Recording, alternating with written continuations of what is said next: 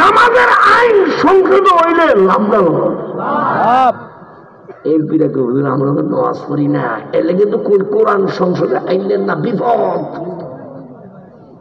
বাইরে আমার বন্ধুরা, লম্বা নয়, মূল পয়েন্টের মধ্যে চলে যাচ্ছি। আমি আমার সময় আধা ঘন্টা বয়ান করি, তাই টাইম বলে কম, অসুবিধা আছে। আচ্ছা, আমি যদি আরো 20 মিনিট বয়ান করে শুনবেন নি? আমি অনুমতি দিচ্ছি, শুনবেন তো না? আবার থুয়ে যাবেন গা, আপনারা প্যাকেট দিয়ে আনেন তাড়াতাড়ি। আমার ভাইরা, বাবারা, বন্ধুরা, তো বলতেছিলাম এইবার আমার ভাইরা যদি আমার আল্লাহর এই বিধানটাকে মানে রাসূল বলছে সালাতু আলা ওয়াক্তিহা, সময় মতো যে নামাজ পড়বে আমার আল্লাহ তার উপর খুশি হয়ে যাইব। কুলতু সুম্মা ইয়া রাসূলুল্লাহ, হাদিসটা শেষ করে দিচ্ছি, মনোযোগ দিয়ে শুনেন। হযরতে আব্দুল্লাহ বিন মাসউদ আবার রাসূলকে প্রশ্ন করছে, কুলতু সুম্মা ইয়া রাসূলুল্লাহ, হে আল্লাহর রাসূল, তারপরে আল্লাহর কাছে প্রিয় আমল কি? রাসূল বললেন, ক্বালা বিররুল ওয়ালিদাইন, মা বাবার খেদমত করা। কুলতু সুম্মা ইয়া রাসূলুল্লাহ, তারপরে আল্লাহর কাছে শ্রেষ্ঠ আমল কি? আল্লাহর কাছে প্রিয় হওয়ার সেরা আমল কি? রাসূল বললেন, আল জিহাদু ফি সাবিলিল্লাহ, আও কামা ক্বালা আলাইহিস সালাতু ওয়াস সালাম। এই হাদিসটার মধ্যে 3টা কথা বলছে, এই 3টা কথা নিয়ে একটু বিশ্লেষণ করে শেষ করে দেব। বড় মনোযোগ দিয়ে শুনেন। এই হাদিসে 3টা কথা। একটা কথা হইল সময় মতো নামাজ পড়া, আর একটা কথা হইল মা বাবার খেদমত করা, আর একটা কথা হইল আল্লাহর রাস্তায় জিহাদ করা। এই 3টা কথা রাসূল হাদিসটার মধ্যে বলছেন।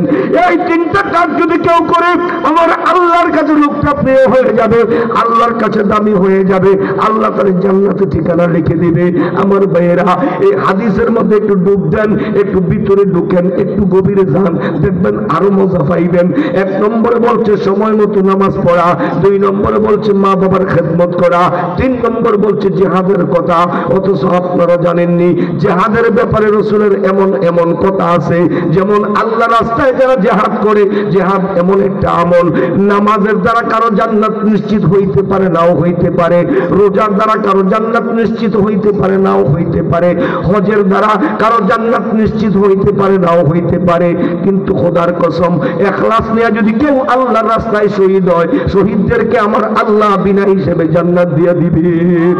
জান্নাত হচ্ছে ডাইরেক্ট, জান্নাত হলো ডাইরেক্ট বেহেশতে যাওয়ার একটা আমল। জিহাদ হইল, শাহাদাত হইল, শহীদ হইল, জান্নাতে যাওয়ার ডাইরেক্ট একটা আমল। আমার ভাইয়েরা, খন্দকের যুদ্ধে রাসূল যুদ্ধ করতেছে, একটা রাখাল এদিক সেদিক ঘোরাঘুরি করতেছে, বকরি চড়ায়। বকরি, আরবের মানুষ যারা বকরি চড়ায় তাদেরকে সমাজে ভালো চোখে দেখে না, নিম্ন শ্রেণীর মানুষ মনে করে, এই জন্য লোকটা বকরি চড়ায়। ওই লোকটা সাহাবীদেরকে বললেন, খন্দকের যুদ্ধে সাহাবীদেরকে বললেন, ও তোমরা কারা? বলে, আমরা নবীর সাহাবী। তোমাদের নবীর নাম কি? আমাদের নবীর নাম মুহাম্মদ সাল্লাল্লাহু আলাইহি সাল্লাম। তোমরা কেন যুদ্ধ করো? আমরা সত্যের পক্ষে লড়াই করি। তোমাদের নেতা নবী হও।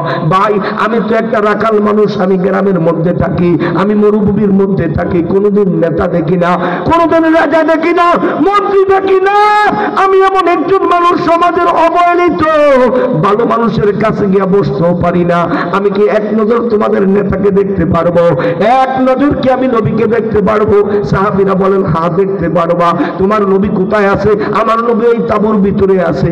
এই লোকটা হাঁটতে হাঁটতে তাঁবুর কাছে গেছে, তাঁবুর দরজা বরাবর দাঁড়াইছে, দূরের থেকে আমার নবীজির চেহারা মোবারক দেখছে। আমার নবীর চেহারাটা দেখলাম, এই রাখাল টাকা রয়েছে। জীবনে অনেক মানুষ দেখেছি, এমন সুন্দর মানুষ আমার জীবনে কোনোদিন দেখি নাই। এই মানুষটা তো বড় সুন্দর, বড় সুন্দর। একটু কাছে যদি পাইতাম, একটু সুইতে যদি পারতাম, একটু সাক্ষাৎ যদি পাইতাম। ডরে ডরে আগায় না। গ্রামের সরল সোজা মানুষ, বকরি রাখাল মানুষ, রাখাল মানুষ বকরি চড়ায়। ডাক দিয়া কয়, আমি কি তোমাদের নবীর কাছে একটু যাইতে পারবো নি? হ্যাঁ হ্যাঁ, আমার নবীর কাছে যাইতে পারবা। গণিত ধনী দরিদ্র, রাজা প্রজা সবাই আমার নবীর কাছে যাইতে পারে। আমার নবী কাউকে বঞ্চিত করে না, আমার নবী কাউকে ঘৃণা করে না, আমার নবী সবাইকে ভালোবাসে। আল্লাহু আকবার। আমার নবী সবাইকে ভালোবাসে। এই লোকটা দুরু মনে ওই কন্যাকে তাবুর ভিতরে ঢুকে পড়ছে। আল্লাহ রসুল হাতটা বাড়াইয়া দিছে, ওই লোকটা হাতটা পিছনে নিয়ে যায়, হাতটা রসুলের সঙ্গে ধরতে চায় না। রসুল বললেন, ভাই আমি তোমার হাত বাড়াইয়া দিয়েছি, তুমি হাতটা না বাড়াইয়া হাতটা কেন পিছনে নিয়ে গেলা? রাখালটা ডাক দিয়া কই, হুজুর আমি বকরি চড়াই, আমার হাতের মধ্যে দুর্গন্ধ, আপনার চেহারাটা দূরের থেকে দেখা মায়া লাগা গেছে, তাই কাছে আছে একটু দেখার জন্য। খোদার কসম এমন সুন্দর মানুষ আমি কোনোদিন দেখি নাই। আপনার শরীর থেকে সুঘ্রাণ বাইর হয়, আপনার চেহারা থেকে নূর ঝলমল করে, এই জন্য একটা নজর দেখতে আসি। আপনি আমারে ছুঁয়েন না, আপনি আমারে ধরেন না, আমার শরীরের মধ্যে বকরির দুর্গন্ধ, মানুষ তো কাছে আমারে বসতে দেয় না, আমারে ছুঁইতে দেয় না, কারো লোকে মুসাফা করতে পারি না। রসুল বললেন, হে রাখাল, দাও দাও দাও, তোমার দুইটা হাত দাও, আমিও তো বকরি চড়াইছি, আল্লাহু আকবার, দাও দাও দুইটা হাত দাও। এইবার রাসূলুল্লাহকে হাতটা মিলাইলেন, বুকটা মিলাইলেন, রাখালের মনটা খুশি হয়ে গেল। ইয়া রাসূলুল্লাহ, আমার কোন নেতা এত আদর করে না, কোন নেতা আমাকে এত ভালোবাসে না, আপনি আমার আদর করছেন, আপনি আমার বুকে জড়াইছেন, আপনার হাতের লগে আমার হাত দিলে লাগাইছেন। নবী গো, আমি আপনার সঙ্গে থাকতে চাই, কি করলে থাকতে পারবো? বলে কলেমা পড়তে হবে। এইবার কলেমা পড়লেন, ওই বকরিগুলা মালিককে পৌঁছাইয়া দিয়া আবার রসুলের কাছে আসলেন। আমি সংক্ষেপে বলছি, মনোযোগ দিয়া শোনেন। হুজুর আমি যে কলেমা পড়লাম, এখন আমার কাজটা কি? রসুল কয়, এখন তো নামাজের সময় না, তোমার নামাজের কথা বলবো, এখন তো রোজার মাস না, রোজার কথা বলবো, তোমার তো সম্পদ নাই, যাকাতের কথা বলবো, দান সৎকার কথা বলবো, তুমি নতুন মুসলমান, তুমি চুপ করে বসে থাকো।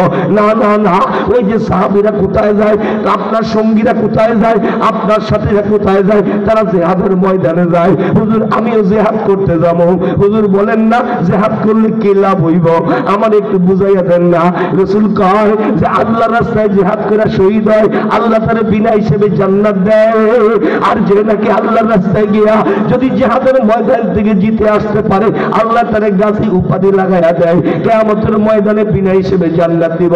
এইবার লোকটা বললেন, ইয়া রাসূলুল্লাহ, শহীদ হইলে যদি আমার আল্লাহ বিনা হিসাবে জান্নাত দেয়, আমি শহীদের কাতারে নামটা লিখতাম চাই। আমি জিহাদের ময়দানে চলে গেলাম। এই লোকটা জিহাদের ময়দানে গিয়া কাফেরদের সঙ্গে যুদ্ধ করতে করতে শহীদ হয়ে গেছে। যখন শহীদ হয়ে গিয়েছে, আমার ভাইরা, আমার বাবারা, বন্ধুরা, যখন শহীদ হয়ে গিয়েছে, যুদ্ধ থেমে গিয়েছে, রাসূল বলেন, সাহাবীরা রে, কারা কারা শহীদ হয়েছে নামের লিস্টটা আমার কাছে দাও। সাহাবীরা প্রত্যেকের নাম লিখলেন, লিস্ট রাসূলের কাছে জমা দিতে গিয়া কয়, ইয়া রাসূলুল্লাহ, সবার নাম আমরা জানছি, সবার নাম লিখতে পারছি, কিন্তু একটা মানুষ, এই মানুষটারে আমরা চিনি না, বাড়ি কই ঘর কই জানি না, কি বাতার নাম, কি তার বাবার নাম, কি বা তার ঠিকানা, আমরা কিচ্ছু জানি না। এই লোকটা শহীদ হয়ে পড়ে রয়েছে। হুজুর ইসলামের পতাকা তার বুকের মধ্যে আছে, বোঝা যায় লোকটা মুসলমান। রাসূল বললেন, ওই লোকটার লাশটা কোথায়? আমি মুহাম্মদকে ওইখানে নিয়ে যাও। তখন সাহাবীরা রাসূলকে ওই লোকটার কাছে নিয়ে গেল। আল্লাহ রাসূল তার চেহারার দিকে তাকাইয়া চোখের পানিগুলো ছাইরা দেয়া সাহাবায়ে কেরামদেরকে ডাক দিয়া কয়, ও আমার সাহাবীরা, দেখো দেখো দেখো, এই লোকটার দিকে দেখো, এই লোকটারে ভালো করে দেখো। যেই লোকটা এক ওয়াক্ত নামাজ পড়তে পারে নাই, একটা রোজা রাখতে পারে নাই, কলেমা গ্রহণ করছে, জিহাদের ময়দানে আইসা শহীদ হয়ে গেছে। এই বলে রাসূল উপরের দিকে তাকাইয়া বলে, শোনো শোনো শোনো, আসমানের দিকে আমি তাকাইয়া দেখি, আমার আল্লাহ তার জন্য বেহেশতের দরজাটা খুলে রাখছে, আমার আল্লাহ তার জন্য জান্নাতের দরজাটা খুলে রাখছে। বলে গেলমান গুলা আমার ডাইকে ডাইকে কয়, ইয়া রাসূলুল্লাহ, এই রাখাল দ্বারা দাফন করেন, আমরা তারে গোসল করাইয়া জান্নাতে আমরা তার সঙ্গী হবো, আমরা জান্নাতে তার সেবা করবো। হুজুর দ্রুত তাকে দাফন করেন। ও আমার সাহাবীরা রে, দেশের মধ্যে এই লোকটা জায়গা করে নিয়েছে, এক ওয়াক্ত নামাজ পড়তে পারে নাই, একটা রোজা রাখতে পারে নাই, মাত্র কলেমা গ্রহণ করছে আর জিহাদের ময়দানে শহীদ হয়েছে, তো আল্লাহর জান্নাতের মালিক হয়ে গেছে। কথা বুঝছেন? আমি বলছি দুইটা আওয়াজ দেন, বাহিনী ঠিক আছে ভাইরা আমার, বন্ধুরা আমার, পরে কিন্তু সব ক্ষেত্রে বলতেছিলাম আল্লাহ আকবার, আরো জোরে বল আল্লাহ আকবার। এইবার এই লোকটা জান্নাতি, সোয়া লাগেছেন না, মাত্র কলমা পড়ছে শহীদ হয়েছে, কই গেছে? জিহাদের আমল মানে জান্নাতি আমল, জিহাদের আমল মানে জান্নাতি আমল। এখন আপনাদেরকে কথাটা কি লেগে বললাম, রসুল 1 নম্বরে বলছে সময় মতো নামাজ পড়া, 2 নম্বরে বলছে মা বাবার খেদমত করা, 3 নম্বরে জিহাদের কথা বলছে। এর অর্থটা কি দাঁড়াইলো? এই হাদিসের মধ্যে রসুল জিহাদের চাইতো মা বাবার খেদমতকে প্রাধান্য দিয়েছে। শিক্ষিত লোকেরা বুঝতে পারছেন, মা বাবার খেদমতের কথা আগে রাখছে। এবার বুঝিনি জিহাদের কথা আগে না বাপ্পার সেবার কথা আগে?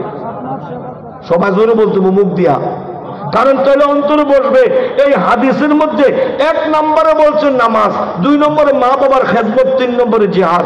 এখানে জিহাদের কথা আগে না বাপ্পার খেদমতের কথা আগে? বুঝলেন? বাপ্পার খেদমতের কথা আগে। দেখেন এক সাহাবী গিয়া কই, ইয়া রাসূলুল্লাহ আমি জিহাদে যাবো। কেন? সব কামাইবার জন্য। জানেন হুজুর আমি কেমনে আসছি? কই কেমনে? আমার মায়ের কানতে আছে, এরপরও আইয়া বসি, আমি জিহাদ করব, আমি সওয়াব কামাবো। রাসূল কয় শোনো শোনো শোনো, ঘরে যাও তোমার মায়ের হাসাও, আমার আল্লাহ জিহাদের চেয়ে বেশি সওয়াব দিয়ে দিবে। এখানেও বাপ্পার কথা রসুল প্রাধান্য দিছে নাকি দেয় নাই? দিয়েছে। এইবার আরো শোনেন, আরো এক সাহাবী গেছে, আল্লাহু আকবার, আরো জোরে বল।